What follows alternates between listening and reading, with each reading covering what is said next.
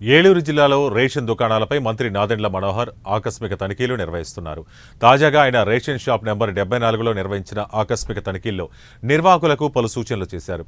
Shop పరిసర ప్రాంతాల్లో పరిశుభ్రంగా ఉండాలని, రేషన్ డిపో బోర్డు మీద తహసీల్దార్ పేరు, ఫోన్ నెంబర్ అన్ని సక్రమంగా ఉండాలని సూచించారు. ఈ కార్యక్రమంలో మంత్రితో పాటు joint collector Shastri Reddy, APSRTC Vijayawada zone chairman Reddy Appalanaidu పాల్గొన్నారు.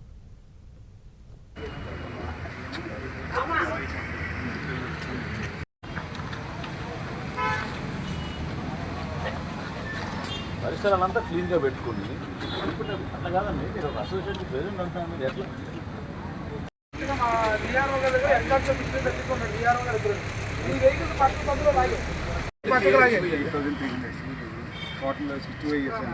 ఫాస్ట్ గా రండి.